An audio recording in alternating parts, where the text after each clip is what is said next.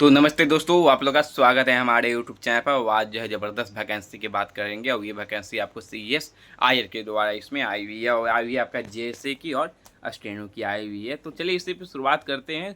शुरू से आपको समझाते हैं अप्लाई डेट से लेकर लास्ट डेट तक क्वालिफिकेशन क्या रहेगा, एज क्या रहेगा आपकी, इसमें आपका एग्जाम पैटर्न क्या है, सिलेबस का, एग्जाम सेंटर कहाँ जाने वाला है आपका, अभी रिजल्ट आया नहीं है, सब जानकारी आपको देते हैं। ठीक है, बस मेरे चैनल से जुड़े रहिए और इसको शेयर और सब्सक्राइब करते रहिए और हर वीडियो के इस वीडियो को भी शुरू से शुरुआत करते हैं। तो बात है इस बार जो आई हुई CSIR, ये आई हुई जम्मू कश्मीर से आई हुई है। ठीक है, तो CSIR जम्मू कश्मीर से मतलब आई हुई IIM से आई हुई है।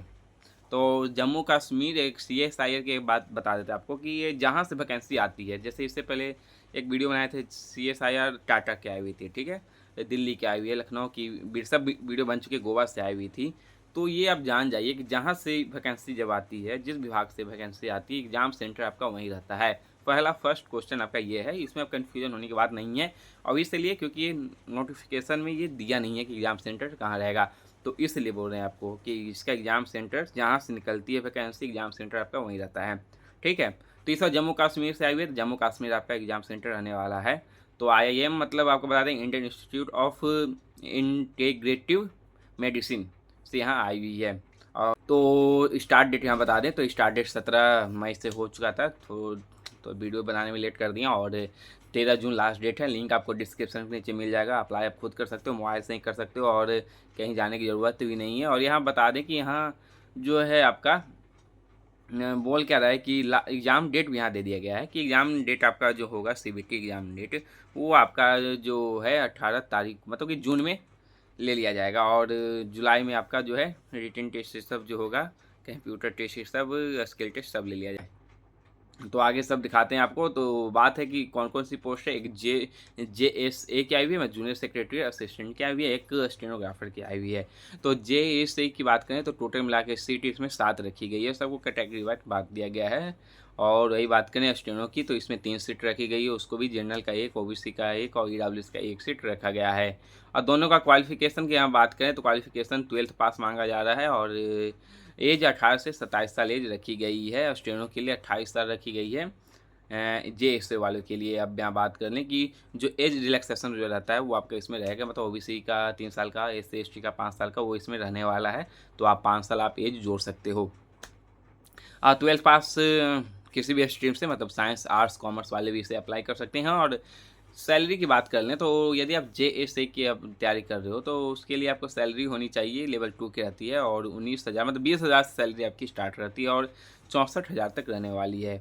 और लेवल 4 की सैलरी रहेगी स्टेनो वालों के लिए, तो उसमें क्या है 25,000 से सैलरी स्टार्ट रहेगी और 80-81,000 सैलरी रहती है। ठीक है, तो सैलरी भी जान गए हैं। तो सैलरी जान गए तो चलिए फ़ी भी बता देते हैं कि आपको पेमेंट जो करना होगा कितना रहता है। तो CSIR यहाँ 500 पेमेंट ले रहा है, आपका फ़ी है अप्लाई करने का। और वो जनरल OBC EWS वालों के लिए और ऐसे फ्री है SC ST फीमेल वालों के लिए। तो ये भी टेंशन आपका ख़त्म हो चुका है, एज आपको बता चुके हैं और एग्ज़ाम सेंटर भी आपका जो है कंप्लीट हो चुका है। इस सब पे आप कमेंट करने की ज़रूरत नहीं है।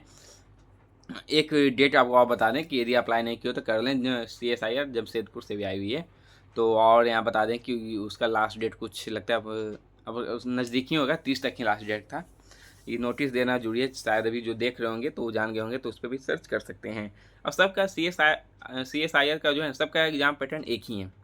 ठीक है, वो जम्मू का हो या फिर दिल्ली का हो, कानपुर का हो, मुंबई का हो, गोवा का हो, पुणे से भी आई हुई थी या टाटा का हो, तो सबका एक ही एग्ज़ाम सेंटर है। अब बिहार में भी CSIR है, तो देखिए बिहार में कब आती है, तो उस पर भी नोटिस देंगे ही। अब आने वाली जब CSIR वैकेंसी लाएंगे तो उस पर भी लाएगी। तो एग्ज़ाम पैटर्न यहाँ देख लेते हैं। तो JSA की बात करें तो इसमें आपका तीन स्टेज नहीं, 2 स्टेज से आपका एग्ज़ाम होने वाला है। 3 स्टेज क्या होगा कि बताते कैसे हम बोल रहे थे कि फर्स्ट आपका एग्ज़ाम रिटन होगा, उसके बाद टाइपिंग होगा। तो फर्स्ट दिन जो एग्ज़ाम होगा मतलब रिटन, उस CBT 1, तो उसमें आपका 2 पेपर लिया जाएगा। ठीक है, तो आप 2 ही स्टेज समझ के चलें। तो उसी दिन 2 पेपर हो जाएगा। फर्स्ट पेपर जो आपका होगा वो आपका क्वालिफाई रहेगा सिर्फ, और सेकंड जो पेपर होगा उसी में आपको मार्क्स बेस से कट ऑफ निकालेगी और फिर उसके बाद आपका फाइनल कट ऑफ उसी पे जाएगी। फिर उसके बाद आप टाइपिंग में जाओगे और टाइपिंग के बाद फाइनल कट ऑफ जो आएगी आपका सेकंड एग्जाम सेकंड पेपर में होने वाला है। तो फर्स्ट क्या है, मेंटल एबिलिटी टेस्ट होने वाला, 100 क्वेश्चन रहेंगे, 200 मार्क्स के रहेंगे, मतलब एक क्वेश्चन 200 मार्क्स के रहेंगे और नेगेटिव मार्किंग नहीं रहने वाली है।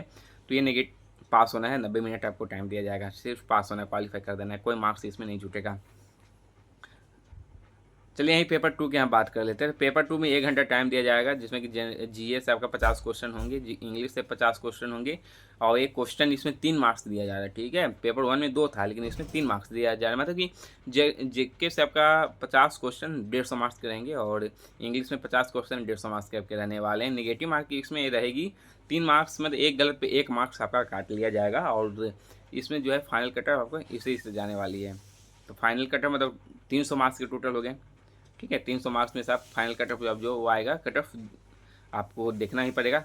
और यही बात कर लेते हैं कि उसके बाद जब इसमें आप नाम पास कर जाते हो, क्वालिफाई कर जाते हो, तो उसके बाद आपका टाइपिंग लिया जाता है। टाइपिंग का स्पीड आप किसी एक में दे सकते हैं, तो आप हिंदी में दे चाहे इंग्लिश में दे। आप तो हिंदी का स्पीड आपको आनी चाहिए 30 वर्ड पर मिनट, और इंग्लिश की आनी चाहिए आपको 35 वर्ड पर मिनट के स्पीड से टाइपिंग आपको आनी चाहिए, और 10 मिनट का डिक्टेशन आपका होने वाला है। ठीक है, अब ये आपका जेएस का हो गया। अब चलिए स्टेनो की यहाँ बात अब कर लेते हैं। स्टेनो में क्या है कि 2 घंटा आपको टाइम दिया जाएगा, इसमें भी 2 स्टेज है। 2 घंटा टाइम, 200 क्वेश्चन होंगे, 200 मार्क्स के आपके रहने वाले हैं। नेगेटिव मार्किंग 1/4 की रहने वाली है, जिसमें कि रीजनिंग से 50 क्वेश्चन होंगे, जीके जीएस से 50 क्वेश्चन होंगे, और इंग्लिश से 100 क्वेश्चन होने वाले हैं। तो 200 क्वेश्चन मिलाकर 200 मार्क्स के आपके रहेंगे। फाइनल कट ऑफ 200 में से 150 लाइए, तो आपका फाइनल कट ऑफ जो है निकल जाएगा, फाइनल में सिलेक्शन आपका हो जाएगा। और उसके बाद शॉर्ट हैंड आपका होगा, जो आपका जो है डिक्टेशन 10 मिनट का होने वाला है, और उसका जो है टाइम ड्यूरेशन ट्रांसक्रिप्ट करने के लिए 60 मिनट टाइम दिया गया। इंग्लिश वालों के लिए 50 मिनट, और हिंदी वालों के लिए जो है 65 मिनट का टाइम दिया गया है। ठीक है, तो यहाँ तक आप लोग समझ गए होंगे। और स्टेनोग्राफी जो होगा आपका ये क्वालिफाई रहेगा, ये सब कुछ नहीं रहेगा। तो ये सब आप समझ गए होंगे, कहीं कुछ अब आपका बच नहीं रहा। एज से लेकर सब कुछ आप समझा दिए हैं। फिर उसके बाद इससे पहले अभी इसकी रिजल्ट आया है, तो उसमें क्या है कि कट ऑफ जो है क्वेश्चन थोड़े इजी दिया जा रहा है। ठीक है, लोग हमने अब यूट्यूब पे सर्च कर सकते हो, तो लोग को यही है कि रिव्यू की क्वेश्चन इजी आ रहा है, मतलब कि कोई कोई आपको 150 प्लस जो है कट ऑफ जानने की चांस है। तो CSIR आपका कम, मतलब कि क्वेश्चन का लेवल ईजी रहता है, तो आप भर सकते हो। आपको जो नज़दीक लगे सेंटर के अनुसार भरिए। और SSC की यदि आप तैयारी कर रहे हो, SSC स्टेनो को लेकर खासकर, तो वो तो आप खासकर अप्लाई करेंगे। हाँ, तो आप देख के अप्लाई करेंगे कि आपका एग्ज़ाम सेंटर कहाँ ज़्यादा दूर पड़ रहा है नहीं पड़ रहा है। तो CSIR देख लीजिए कि आपके राज्य में है कि नहीं, आपके राज्य से अभी आई है कि नहीं। आप लोग कमेंट भी करेंगे, तो शायद CSIR वेबसाइट पर जाके सर्च करते हैं, तो आप किस राज्य से हैं ज़रूर बताइएगा, और किस राज्य में आप जो है बताइए, देखते हैं वहाँ CSIR के बारे में जानकारी देते हैं। और बिहार से एक नोटिस आई थी, कमेंट आया था, तो इसलिए बिहार में है। तो बिहार से जैसे ही नोटिस आता है स्टेनो सब रिक्वायरमेंट इसके बारे में वैकेंसी, तो ज़रूर वीडियो बनाएंगे। तो चलिए देखते रहिए, मेरे चैनल से जुड़े रहिए, और शेयर और सब्सक्राइब करते रहिए, और लगे रहिए।